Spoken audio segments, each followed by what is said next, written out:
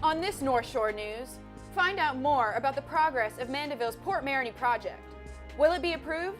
And residents of Tangipahoa Parish vote on an important sales tax election. Also ahead, a steel foundry in Tangipahoa lays off a number of employees due to market conditions, and how the burn ban put into effect in the midst of the drought affected some residents. North Shore News starts right now. On this North Shore News, President Obama pays a visit to those who lost their homes to the flood, and we report on the last river to crest after the recent flooding. Also ahead, communities of different faiths come together to help those affected by the flood. And stay tuned to find out what may be the cause for flooding on the North Shore. North Shore News starts right now. After the recent flooding, President Obama paid a visit to Baton Rouge to support those affected by the flooding. The President of the U.S. took a tour in Zachary, a city in central Baton Rouge that took more than 2 feet of rain. Obama's trip put a spotlight on Louisiana, bringing the state's tragedy to the eyes of the media. Many residents previously complained that there wasn't enough attention before the president's visit.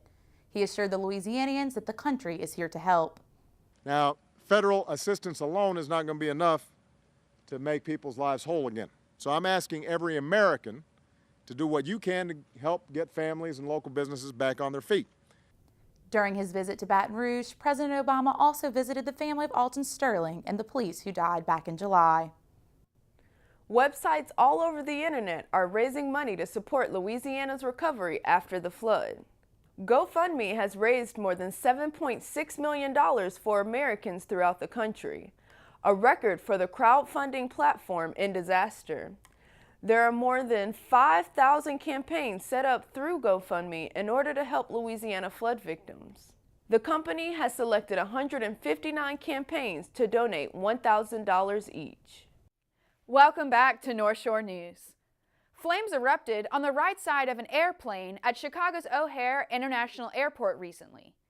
An airport fire chief says that crews responded to an engine on fire on an American Airlines 767, and that the plane had stopped before it reached the end of the runway.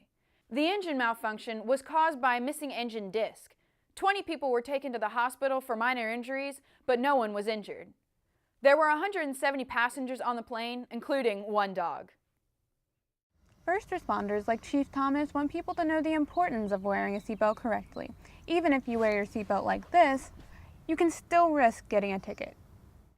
Welcome back to North Shore News. From plants to insects, a homeschool in Robert, Louisiana is teaching children about nature and how to take care of a garden. Reporter Jordan Reid takes a trip to their backyard to learn more about this small group. Most kids this age are learning multiplication and division, but these children are also learning how to make the earth a better place, one garden at a time.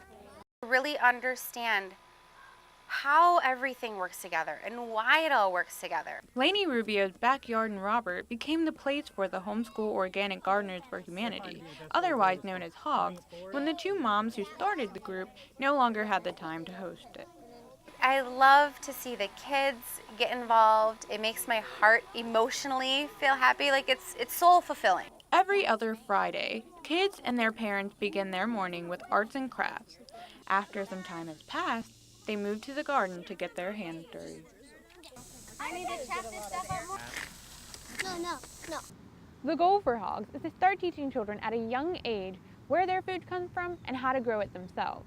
The group also invites guest speakers to come teach them lessons about nature. I come and visit Lainey and kind of discuss what they're doing and what their goals are and try to help them achieve them. Rubio and the other members of HOGS have high hopes for taking the crops that they grow in the backyard to the market. I would absolutely love to be able to sell them and then, you know what, even turn those proceeds over to other school gardens or other people who say, hey, I want to know how you're doing what you're doing. And at the end of the day, it's a whole bunch of people working together for a common goal. It makes me really happy. Needless to say, I love it. For North Shore News, I'm Jordan Reid. The Homeschool for Organic Gardeners is trying to become a nonprofit organization. To find out more on how to help or to learn more about the group, visit their Facebook page by searching for Homeschool Organic Gardeners or by contacting Lainey Rubio at 248-320-6532.